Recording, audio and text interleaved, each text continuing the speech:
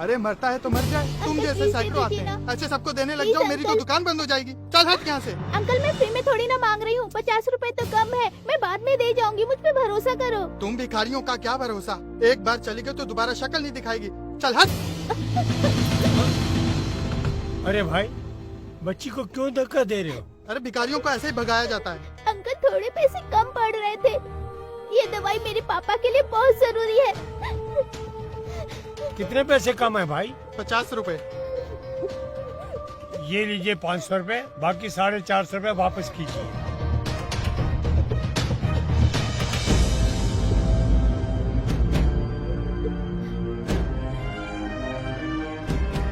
ये ले बेटा, पैसे भी ले जा बेटा, तेरे काम आएंगे। बेटा जल्दी से घर जा, अपने पापा को ये दवाई दे। Thank you uncle. जा। इस लड़की का बाप मरे ना मरे, लेकिन ये बुड्ढा जरूर मरेगा, ऐसे परोपकार करता रहा तो।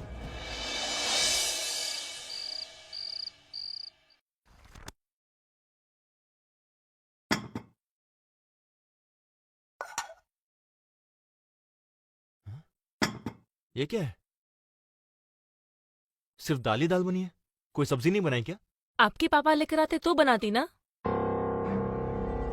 सुबह मैंने इनको 500 रुपए दिए थे सब्जी लाने के लिए, सब्जी तो लाए नहीं, ऊपर से किसी का भला करके आ गए। क्यों करते हैं आप पापा ऐसे? हाँ? आपको रिमी ने सब्जी के लिए पैसे दिए थे या किसी का भला करने के लिए? बेटा, उस बच्ची को पैसे की बहुत जरूरत थी। हाँ, तो उसे पूरे पैसे देने की क्या जरूरत थी? 10-20 रुपए देकर भी तो आप पीछा छुड़ा सकते थे ना। हाँ? अब देखिए, आपके इन्हीं चक्करों की वजह से हमें दाल रोटी खानी पड़ रही है।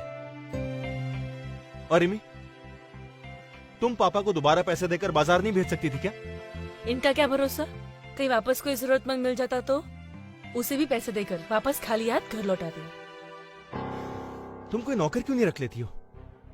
हाँ, अगर नौकर रख लिया तो घर में पड़े पापा क्या करेंगे? अरे पर कम से कम ये सब तो नहीं होगा। थोड़ा बहुत काम कर रहे हैं तो हाथ पैर चल रहे हैं, कुछ नहीं करेंगे तो बिस्तर पकड़ लेंगे, और वो मुसीबत भी हमें ही झेलनी पड़ेगी। फिर कौन करेगा इनकी सेवा? बेटा, वो बच्ची सही में बहुत मजबूर थी। अगर उसके पापा को दवाई न मिलती तो पता नहीं क्या हो जाता। दादू ने तो अच्छा काम किया है, आप उन पे क्यों चिल्ला रही हो? मेरी टीचर कहती है जो नीडी पीपल की हेल्प करता है वही गॉड होता है। सनी, बड़ों के बीच में बोलना बैड मैनर्स होता है। देखो, कल सुबह मुझे ऑफिस जल्दी पहुंचना है, इसलिए कल सुबह दादू ऑटो से स्कूल छोड़ने जाएंगे, ठीक है? चलो जल्दी से अपना खाना फिनिश करो और जाके सो जाओ। आपका बेटा तो दाल को हाथ भी नहीं लगाता, आज इसे भूखा ही सोना पड़ेगा। मम्मी, टीचर कहती है पल्सेस में खूब विटामिन होते हैं, हमें खाने चाहिए। दाल तो मैं जरूर खाऊंगा। तो ठीक है, सभी आज दाल ही खाओ। दादू, कभी कभी दाल भी खानी चाहिए, सेहत के लिए अच्छी होती है। दो।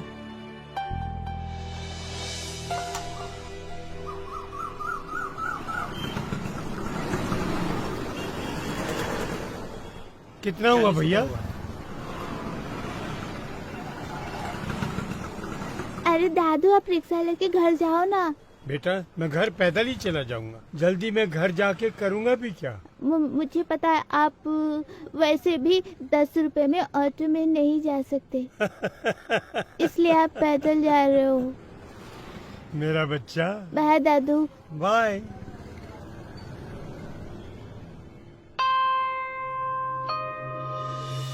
क्या हुआ बेटा? दादू, टीचर ने भी कहा था भगवान जब भी दुनिया में आए उन्हें लोगों ने बहुत दुख दिया, लेकिन भगवान तो नीडी पीपल की हेल्प करते हैं, तो पीपल उनको क्यों दुख देते हैं?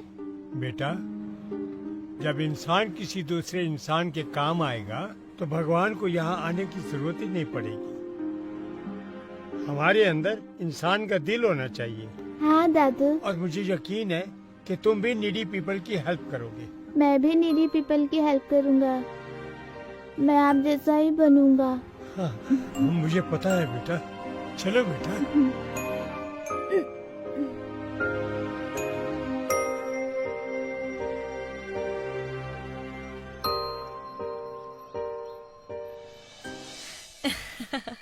सच बड़ा ही सेक्सी ड्रेस था वो तो। हाँ यार, आजकल तो ये विमेन के बीच बना फैशन का ट्रेंड है। राज तो क्रेजी है मुझे उस ड्रेस में देखने के लिए। बट ये कैसे पॉसिबल है? तेरे फादर इन लॉ तुझे इतने बोल्ड आउटफिट में देखेंगे तो वो क्या सोचेंगे? Who cares of him? उनकी वजह से हम क्या खुश रहना छोड़ दे? ये बूढ़े लोग होते ही है हमारी खुशियों में आग लगाने के लिए। बट तू है बहुत लकी यार जो तुझे राज जैसा हस्बैंड मिला है। मेरे घर में देख, मेरे ससुर की चलती है, चाहे वो सही हो या गलत। मैंने एक बार अपने हस्बैंड से फादर इन लॉ को अलग रहने के लिए क्या बोल दिया, वो तो कहने लगे मैं तुम्हें छोड़ सकता हूँ पर अपनी मम्मी पापा को नहीं। ये खून के रिश्ते भी ना बड़े अजीब होते हैं। कितनी भी परेशानी हो वो एक दूसरे का साथ नहीं छोड़ सकते। तेरे और मेरे ससुर में डिफरेंस भी तो देख। तेरे ससुर की प्रॉपर्टी इतनी है कि उसके रेंट से तेरे घर का पूरा खर्चा निकल जाता है, और मेरे ससुर को देख, कमाते धमाते तो है नहीं, ऊपर से राज की कमाई को लुटाते फिरते हैं। ऐसा क्या करते हैं तेरे ससुर? घर का सामान लाने बाजार भेजती हूँ और खाली हाथ लौट कर आते हैं। कहते हैं उन पैसों से किसी की मदद कर दी।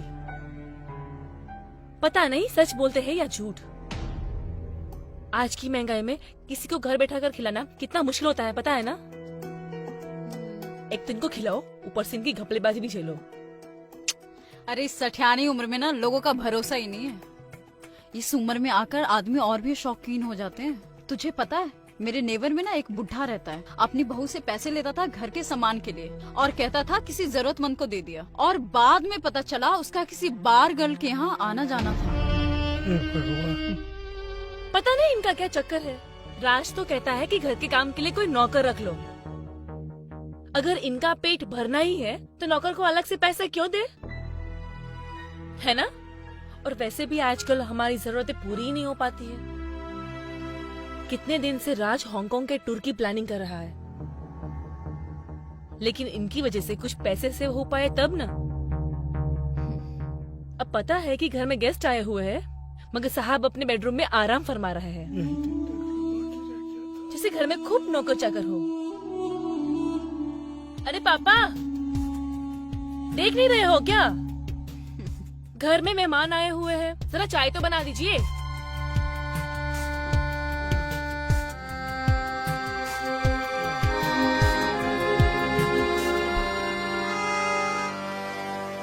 अरे छोड़ना, बुलाते रहेंगे। और बता, तूने और कौन सी ड्रेस देखी?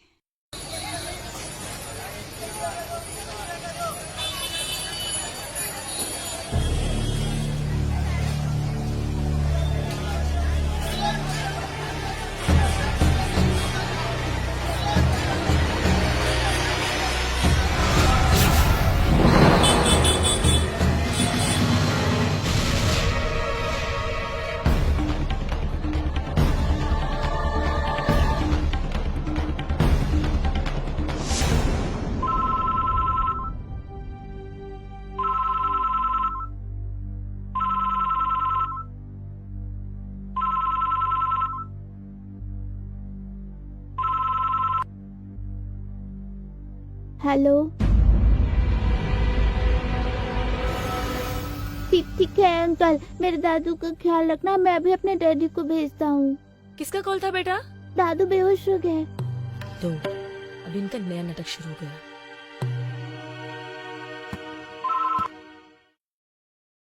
Hello hello daddy. ये किसको कॉल कर रहे हो तुम? हेलो सनी बेटा, तुम कुछ बोल क्यों नहीं रहे हो? डैडी को। देखो बेटा, छोटी छोटी बातों के लिए पापा को परेशान नहीं करते, ओके? तुम जाओ, जाके खेलो, दादू आ जाएंगे, ओके? हेलो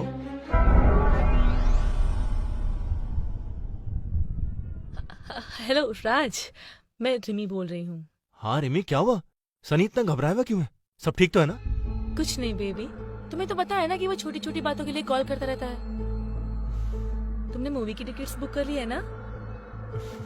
डार्लिंग, संडे को तो मैं सिर्फ तुम्हारी ड्यूटी करता हूँ, तो ये बात कैसे बोल सकता हूँ मैं?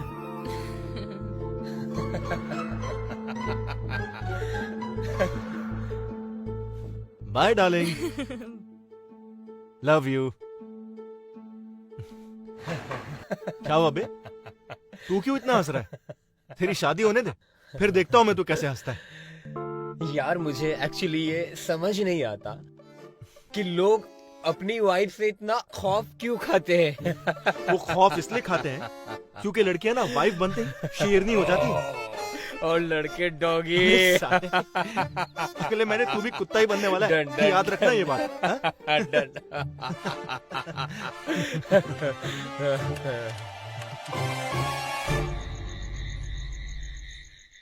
सनी, अरे मार क्यों रही हो मेरी बेटी को? बेटा, तुम्हें मैंने पैसे किस लिए दिए थे? टीचर को देने के लिए। फिर पैसे कहाँ गए? स्कूल में मुझसे कहीं गिर गया। झूठ बोलता है हाँ? मुझे सब मालूम पड़ चुका है। सच सच बोल। हाँ बताता हूँ। बोल। रन के डैडी एक्सपायर हो चुके हैं। उसके मम्मी के पास जॉब भी नहीं है।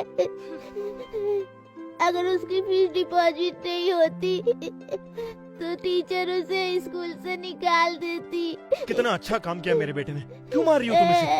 और अगर तुम्हारी फीस डिपॉजिट नहीं हुई तो तुम्हें भी स्कूल से निकाल दिया जाएगा। ये नहीं समझ में आया तुम्हें? अरे तुम्हें दोबारा फीस भर दूंगा, इसमें तुम्हें मारने की क्या जरूरत है? तुम्हारे पापा ने हमें क्या कम बर्बाद किया है तो ये भी उनके कदमों पे चल निकला। यहाँ हम अपना बजट संभालने के लिए अपनी जरूरतें कम कर रहे हैं और वो है कि दूसरों पे लुटाए जा रहे हैं। और तुम देखो, अगर तुमने दादू की तरह हरकतें की तो तुम्हें घर से बाहर निकाल दूंगी, समझा? उनको तो मैं कुछ कह नहीं सकती, इनको जो बुरा लगता है। हाँ।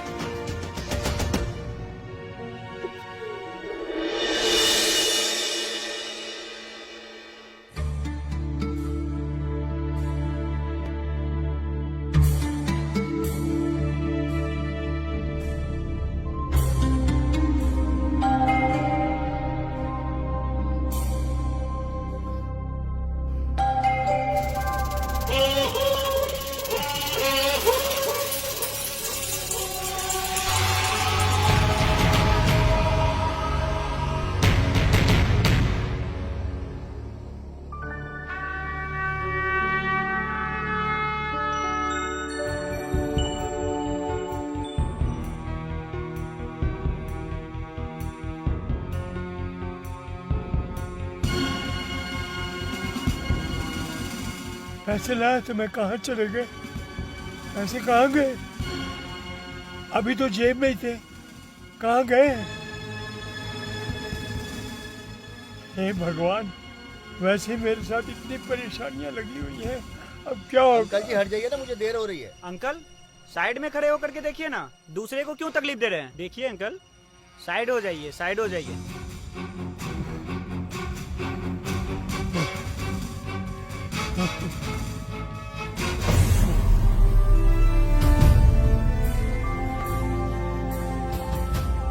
पैसे तो है ही नहीं जेब में।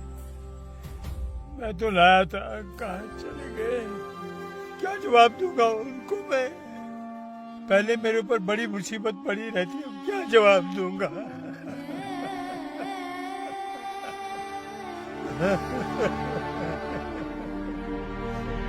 हे राम, हे राम।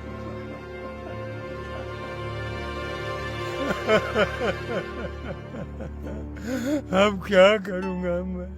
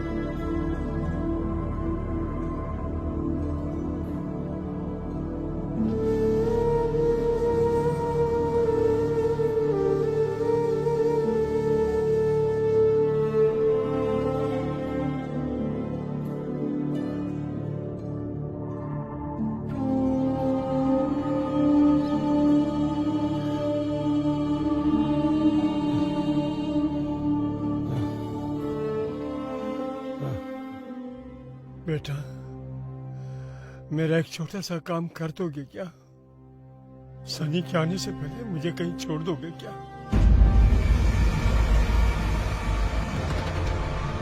कहाँ जाना चाहते हैं आप? बेटा, मैं चाहता हूँ कि मेरी बाकी की जिंदगी किसी वृद्ध आश्रम में मेरी उम्र के लोगों के बीच कटे। मेरे यहाँ साथ रहने से तुम लोगों को परेशानी होती है। मैं नहीं चाहता मेरे बच्चों की खुशी में मेरी वजह से खलल पैदा हो। वैसे भी मेरा शरीर थक गया। अब मैं आप लोगों के किसी काम का नहीं रहा। तुम लोगों पर मैं बोझ बनकर नहीं जीना चाहता।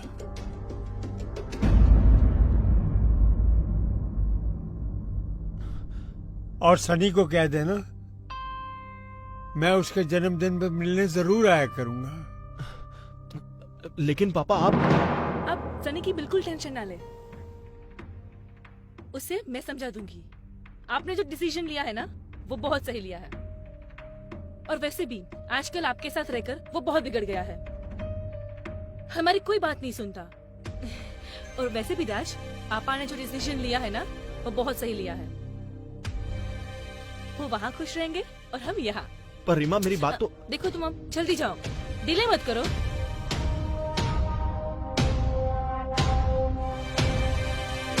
अरे पापा, आपने कुछ सेविंग की थी क्या,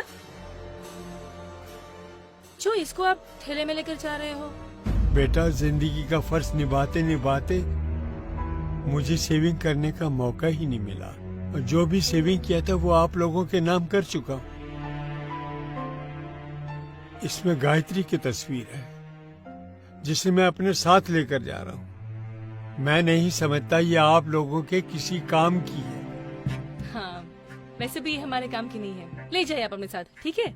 वैसे भी फालतू चीजों के लिए हमारे घर में बिल्कुल जगह नहीं है। चलो, अच्छा हुआ गायत्री पहले ही चली गई, वरना आज उसका बोझ मेरे ये बूढ़े कंधे उठा भी नहीं पाते।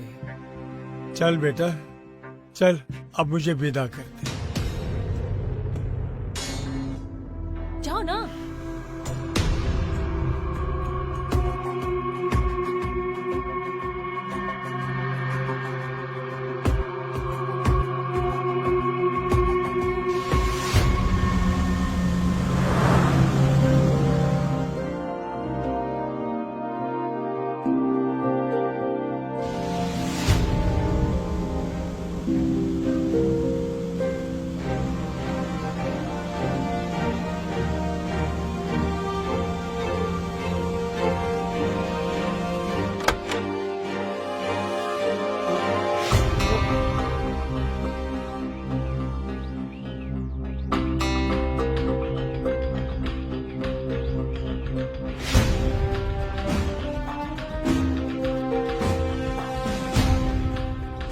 चल गायत्री, हमारी किस्मत में नियति ने ये जगह पहले से ही निश्चित कर रखी है।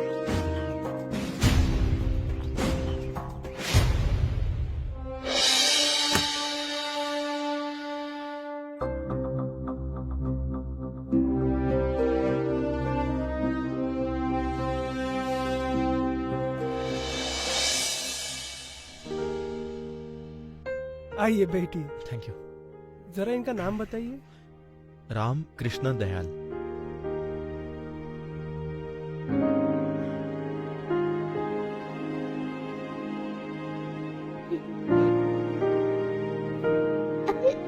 ये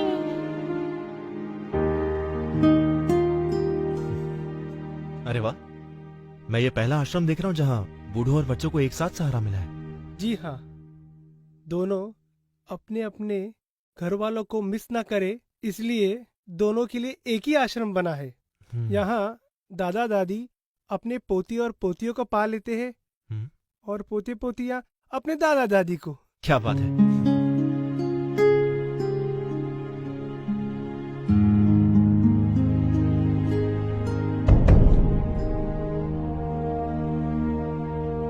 भाई साहब, वो आदमी कौन है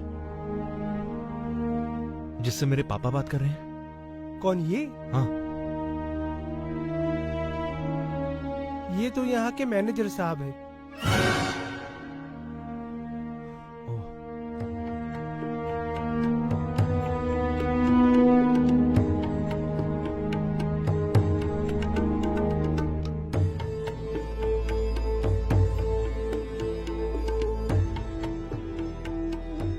आपने मुझे किस लिए बुलाया है? कुछ काम था? सर वो मुझे आपसे कुछ पूछना था। कहिए, क्या पूछना है? सर मुझे एक सेकंड सर, सो सॉरी। हाँ बोलो रिमी। बोझ से छुटकारा मिला कि नहीं? देखो मैं भी किसी से बात कर रहा हूँ, तो मैं कॉल बैक करता हूँ। हाँ ठीक है। अच्छा रुको, मेरी बात सुनो। उनसे कहते ना कि सनी के बर्थडे पर भी आने की जरूरत नहीं है, क्योंकि मैं नहीं चाहती कि मैं सनी पर उनकी परछाई तक पड़े। ठीक है? मैंने तुमसे कहा ना, फोन रखो, अभी बाद में कॉल करता हूँ तुम्हें। Okay fine.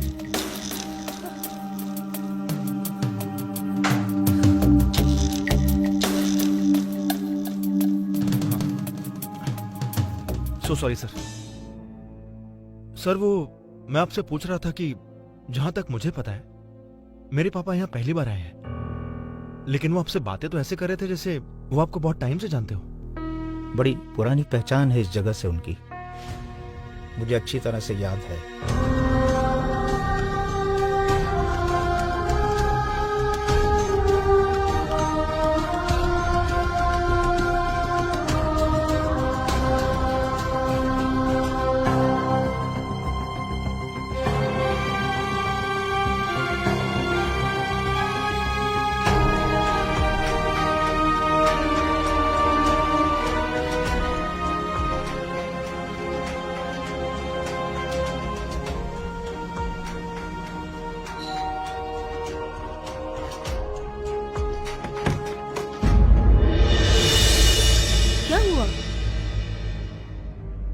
तुम तो ऐसे सैड हो जैसे तुमने अपने पापा को वृद्धाश्रम नहीं शमशान छोड़ कर आए हो।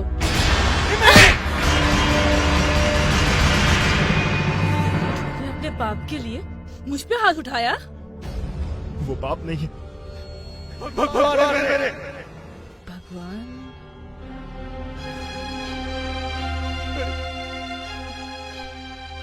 मैं तो अनाथ हूँ। आज कई सड़कों पर भीख मांग रहा होता। अगर उन्होंने मुझे आश्रम से गोद नहीं लिया होता तो उन्होंने मुझे कभी एहसास नहीं होने दिया कि मैं उनका खून नहीं हूं। और आज मैंने उन्हें खून के आंसू रोने पर मजबूर कर दिया। ये सब कुछ उन्हीं का तो है। ये घर, मेरा नाम, मेरी पहचान, यहाँ तक कि तुम भी। क्या तुम्हारे पापा मुझे अनाथ को तुम्हें सौंप दे? बोलो। ये तुम्हें कैसे पता चला? किसने बताया तुम्हें ये सब?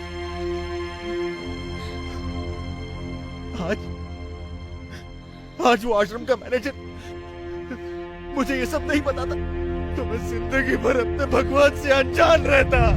बड़ी पुरानी पहचान है इस जगह से उनकी, मुझे अच्छी तरह से याद है कि वो आज ही का दिन था।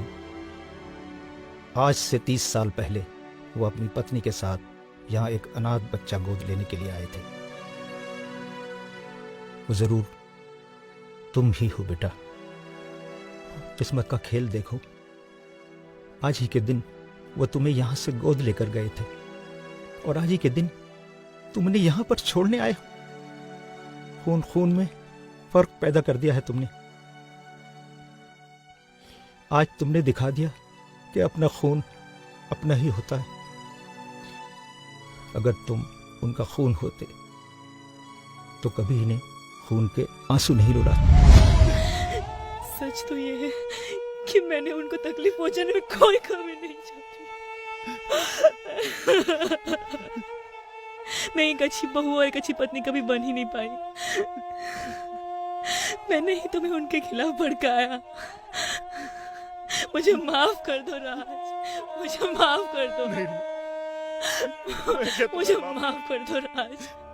मैंने कौन सी इज्जत रखी है उनकी?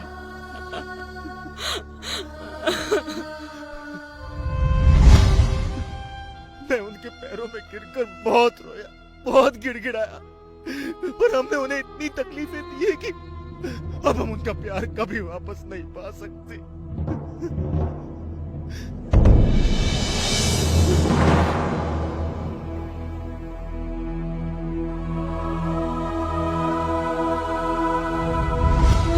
राज, तुम प्लीज मुझे उनके पास ले चलो। मैं उनके पैरों में तब तक सर पटकती रहूंगी जब तक वो हमें माफ नहीं कर देते।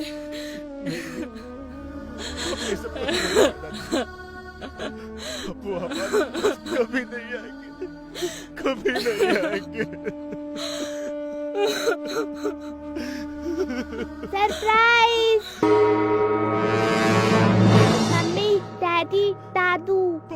पापा, पापा माफ कर दीजिए। पापा हमें माफ कर दीजिए। मुझसे बहुत बड़ी माफ कर दीजिए पापा। मैंने बहुत बुरा बर्ताव किया है आपके साथ। मैं माफी के लायक नहीं हूँ।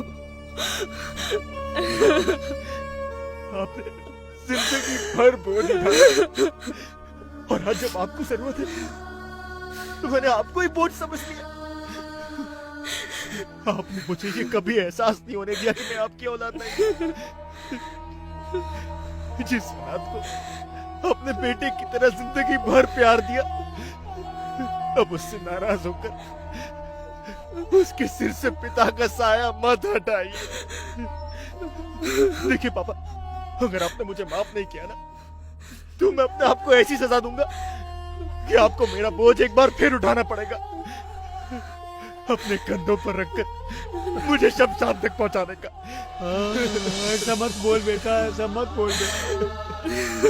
तुम बच्चों की शरीर में बना जी रहा हो। तुम मेरी जिंदगी में नहीं होते तो मैं गायत्री के साथ ही इस दुनिया को अलविदा कह दिया होता।